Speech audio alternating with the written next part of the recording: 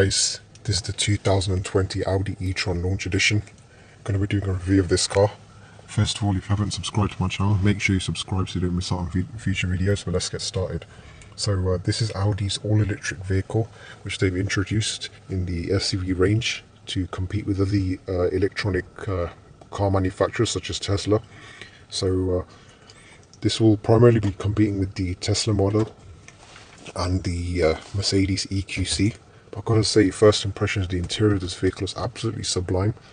It's obviously got this beautiful new car smell, but literally the passenger's cocooned in luxury, and the interior feels, absolutely sublime and second to none. It's really well built, and you've got multifunctional controls on the steering wheel over here, so you can go to your view over here. You can go back and you can play around with the infotainment system using that. But one of the coolest things about this car is that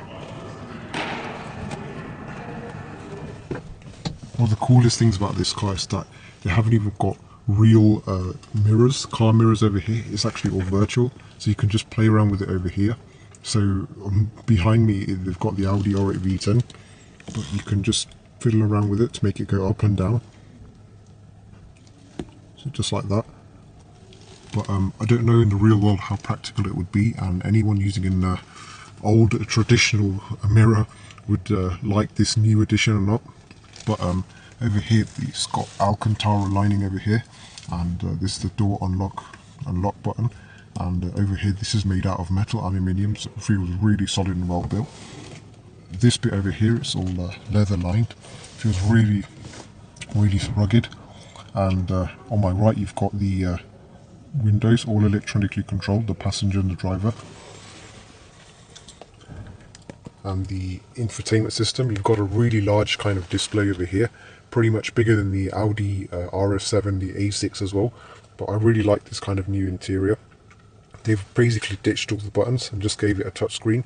But the only thing would be if people would touch and use it, I don't know how mucky it would get with fingerprints. So that's one of the cons. And you've got plenty of storage space over here. So when you drag this down, you've got two cup holders, 12-volt charging port, and you've even got more storage space over here as well. And it's got the panoramic sunroof, so that means it feels really spacious in here. And you've got the Audi E Tron logo, if you can see, over here, embellished. And you've got these really sleek looking air vents, which kind of have a rectagonal design. And overall, I just feel the interior looks really clean and modern and very simple and minimalistic display. In the rear, there's loads of space at the back as well for the passengers. It seats three passengers comfortably, and they're all black leather seats, and it feels really rugged, and to sit in, the seats are really comfortable as well. But they're not perforated, so they're just the normal standard leather black seats.